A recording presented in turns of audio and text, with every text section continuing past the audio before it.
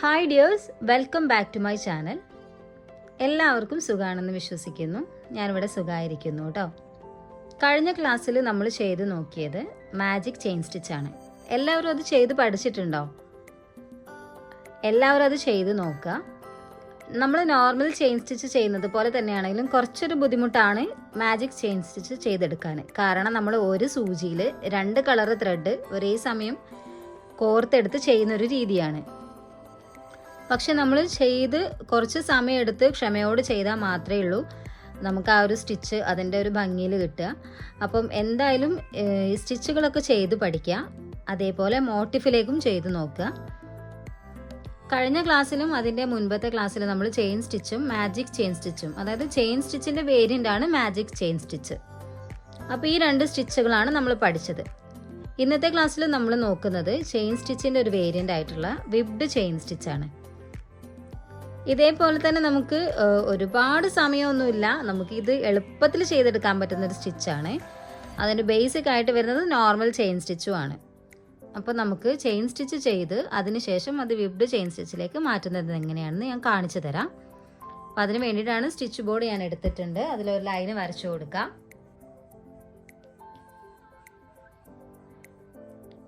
Line വരച്ചു കൊടുത്ത് normal chain സ്റ്റിച്ചാട്ടോ നമ്മളിത് ചെയ്യുന്നത്. ഇതിൽ നമുക്ക് നോർമൽ ചെയിൻ സ്റ്റിച്ച് ഞാൻ ചെയ്ത് കൊടുക്കുന്നുണ്ട്. അപ്പോൾ ചെയിൻ സ്റ്റിച്ച് എല്ലാവർക്കും ചെയ്യുന്നത് അറിയാലോ അല്ലേ? അതുകൊണ്ട് ഞാൻ ചെയിൻ സ്റ്റിച്ച് എങ്ങനെയാണ് ചെയ്യുന്നതെന്ന് ഞാൻ കാണിക്കുന്നില്ല. ഇതിൽ ഞാൻ ചെയിൻ സ്റ്റിച്ചാണ്, normal chain stitch 3 layer thread എടുത്തിട്ട് നമുക്കിതിൽ ചെയ്തെടുക്കാം കേട്ടോ. ഞാൻ ചെയ്ത് കഴിഞ്ഞിട്ട് കാണിച്ചു തരാം. അങ്ങനെ ചെയിൻ സ്റ്റിച്ച് ഞാൻ ചെയ്തെടുത്തിട്ടുണ്ട്, കംപ്ലീറ്റ് ആക്കി എടുത്തിട്ടുണ്ട്. വേറൊരു കളറ് ത്രെഡ് ഞാൻ എടുത്തിട്ടുണ്ട് കേട്ടോ. ഒരു 3 ലെയർ തന്നെ ത്രെഡ് ഞാനിവിടെ സൂചിയിൽ കോർത്ത് കെട്ടിട്ട് കൊടുത്തിട്ടുണ്ട്. ഇനി നമുക്കിത് വിബ്ഡ് ചെയിൻ ആക്കുന്നത് എങ്ങനെയാണെന്ന് നോക്കാം. നമ്മൾ നോർമൽ റണ്ണിങ് സ്റ്റിച്ചിലൊക്കെ ഈ ഒരു രീതിയിൽ നമ്മൾ ചെയ്തിട്ടുണ്ട്. നമ്മുടെ സ്റ്റിച്ചിൻ്റെ തൊട്ടടുത്തായിട്ട് സൂചി കുത്തി മുകളിലേക്ക് എടുത്തതിന് ശേഷം ഓരോ സ്റ്റിച്ചിൻ്റെ ഉള്ളിലൂടെ ഈ ഒരു രീതിയിൽ നമുക്ക് സൂചി കടത്തിയെടുക്കുകയാണ്. ക്ലോത്തിൽ തട്ടരുത് കേട്ടോ. ക്ലോത്തിൽ തട്ടാത്ത ഈ രീതിക്ക് ഈ ഒരു ചെയിൻ സ്റ്റിച്ചിൻ്റെ ഉള്ളിലൂടെ നമ്മളിത് കോർത്ത് എടുക്കുകയാണ് ചെയ്യുന്നത്. ഈ ഒരു രീതിയിലാണ് ഓരോ സ്റ്റിച്ചിൻ്റെ ഉള്ളിലൂടെ നമ്മളിങ്ങനെ കോർത്തെടുക്കുന്ന ഒരു രീതിയിലാണ് കേട്ടോ. അധികം വലിച്ച് ടൈറ്റ് ആക്കരുത്. ഈ ഒരു രീതിയിലാണ് നമുക്ക് ഈ ഒരു സ്റ്റിച്ച് വരുന്നത്.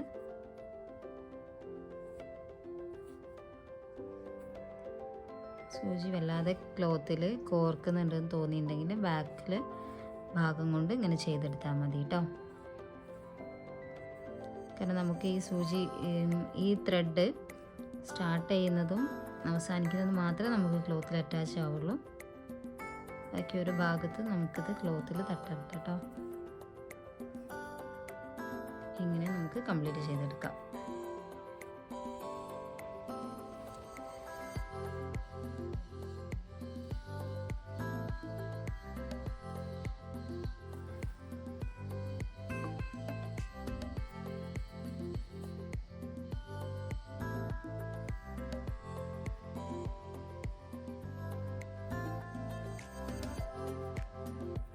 വിബ്ഡ് ചെയിൻ സ്റ്റിച്ച് വരുന്നത് വളരെ സിമ്പിളായിട്ട് നമുക്ക് ചെയ്തെടുക്കാൻ പറ്റും. അപ്പോൾ നമുക്ക് ഈ ഒരു സ്റ്റിച്ച് യൂസ് ചെയ്തിട്ട് ഒരു മോട്ടിഫും കൂടി തയ്യാറാക്കാം കേട്ടോ. ഈ ഒരു പിക്ചറാണ് ഞാൻ മോട്ടിഫ് ചെയ്യാൻ വേണ്ടിയിട്ട് എടുത്തിട്ടുള്ളത്. ഞാനത് ഫ്രെയിമിൽ വെച്ച് സെറ്റ് ചെയ്തിട്ടുണ്ട്. ഇത് നമുക്ക് ഫസ്റ്റ് ചെയിൻ സ്റ്റിച്ച് ചെയ്ത് കംപ്ലീറ്റ് ആക്കി എടുക്കാം. അപ്പോൾ അതിന് വേണ്ടിയിട്ട് ഞാൻ മോട്ടിഫ് ചെയ്യാൻ വേണ്ടിയിട്ട് ഞാൻ 6 ലെയർ ത്രെഡ് എടുത്തത്. നമ്മൾ സ്റ്റിച്ച് ബോർഡിൽ 3 ലെയർ യൂസ് ചെയ്തിട്ടായിരുന്നു ചെയ്തിട്ടുണ്ടായിരുന്നത്. ചിത്രങ്ങളിലേക്ക്, അതായത് മോട്ടിഫ് ഒക്കെ ചെയ്യുമ്പോൾ കുറച്ചും കൂടി ബ്രൈറ്റ് ആയിട്ടും അത് നല്ല പിക്ചർ നല്ല ഭംഗിയിൽ കാണാൻ വേണ്ടിയിട്ട് 6 ലെയറാണ് ത്രെഡ് ഞാൻ യൂസ് ചെയ്യുന്നത്. അപ്പോൾ നമുക്ക് ഫസ്റ്റ് ഈ ഒരു പോർഷൻ, ലീഫിൻ്റെ പോർഷൻ ഒന്ന് ചെയ്ത് കംപ്ലീറ്റ് ആക്കി എടുക്കാം കേട്ടോ. ചെയിൻ സ്റ്റിച്ച് ചെയ്ത് കംപ്ലീറ്റ് ചെയ്തെടുക്കാം.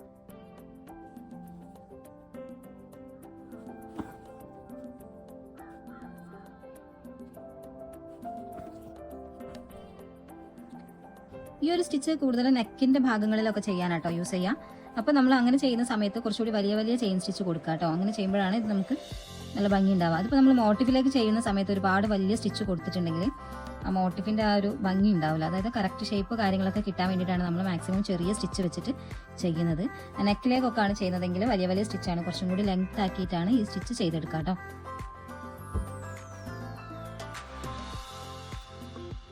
ഈ ഒരു രീതിക്ക് നമുക്കിത് കംപ്ലീറ്റ് ചെയ്തെടുക്കാം.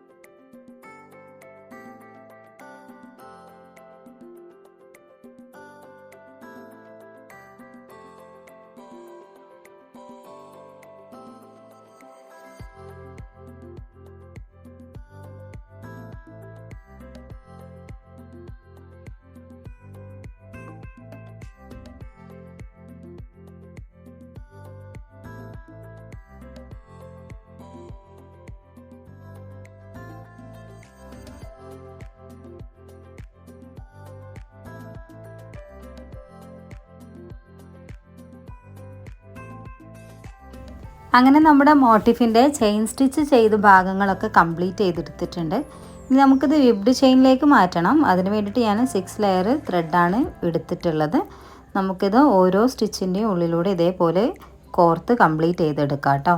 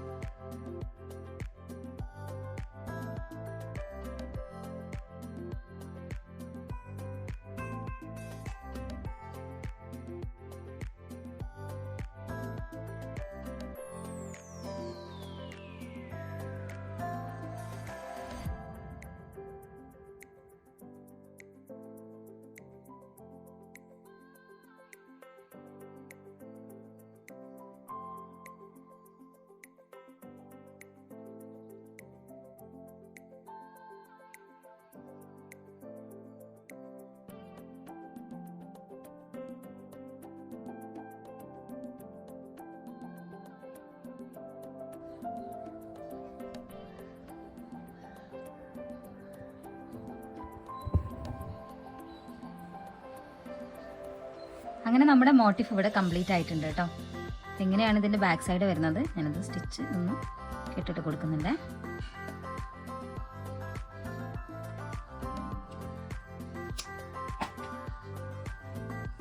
ഈ ഒരു രീതിയിലാണ് കേട്ടോ നമ്മുടെ മോട്ടിഫ് വരുന്നത്.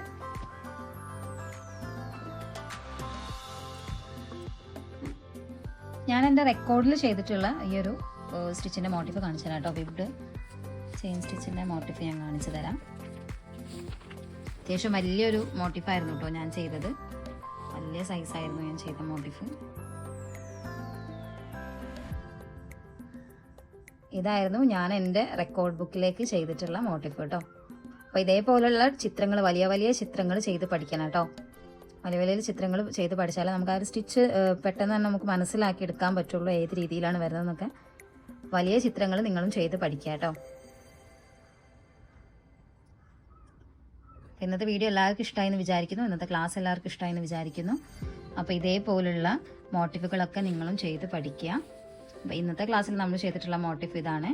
ഇങ്ങനെയാണ് ഇതിൻ്റെ ബാക്ക് സൈഡ് വരുന്നത്. ഇത് നമുക്കിനി ഫ്രെയിമിൽ നിന്ന് മാറ്റിയിട്ട് നമുക്ക് അയൺ ചെയ്ത് 4 സൈഡ് സ്റ്റിച്ച് ചെയ്ത് നമുക്ക് റെക്കോർഡിലേക്ക് വെക്കാം കേട്ടോ. ഇതേപോലെയുള്ള നല്ല നല്ല ചിത്രങ്ങളൊക്കെ എടുത്ത് മോട്ടിഫ് ചെയ്ത് പഠിക്കണം കേട്ടോ. എല്ലാവരും മോട്ടിഫൊക്കെ ചെയ്ത് നോക്കുക. സ്റ്റിച്ച് നല്ല രീതിയിൽ ചെയ്ത് പ്രാക്ടീസ് ചെയ്യുക. എന്തെങ്കിലും ഡൗട്ട്സോ കാര്യങ്ങളോ ഉണ്ടെങ്കിൽ കമൻറ്റിൽ പറയാം കേട്ടോ. എന്തെങ്കിലും സജഷൻസ് ഉണ്ടെങ്കിലോ അതും പറയാം. എൻ്റെ ഭാഗത്ത് എന്തെങ്കിലും മിസ്റ്റേക്കുകൾ ഉണ്ടെങ്കിൽ നിങ്ങൾ പറയണം കേട്ടോ. എന്തെങ്കിലും കാര്യങ്ങളോ മിസ്റ്റേക്കുകളോ ഉണ്ടെങ്കിൽ നിങ്ങൾ പറഞ്ഞാൽ മാത്രമേ എനിക്കത് അറിയുള്ളൂ. എന്തായാലും പറയാം. വീഡിയോ ഇഷ്ടമായെങ്കിൽ ലൈക്ക് ചെയ്യുക, ഷെയർ ചെയ്യുക, സബ്സ്ക്രൈബ് ചെയ്ത് സപ്പോർട്ട് ചെയ്യുക. വീഡിയോസ് കാണുന്നവർ ദയവായിട്ടൊന്ന് സബ്സ്ക്രൈബ് ചെയ്തിട്ട് കാണാം കേട്ടോ. കാണാത്തവരുണ്ടെങ്കിൽ അവർ കൂടി ഷെയർ ചെയ്ത് കൊടുക്കുക. അപ്പോൾ നെക്സ്റ്റ് ക്ലാസ്സിൽ നമുക്ക് ഇതേപോലെ ഒരു സ്റ്റിച്ചും ഒരു മോട്ടിഫും കൂടി ചെയ്യുന്നത് എങ്ങനെയാണെന്ന് നമുക്ക് നോക്കാം കേട്ടോ. നെക്സ്റ്റ് വീഡിയോയിൽ നമുക്ക് വീണ്ടും കാണാം. Thank you.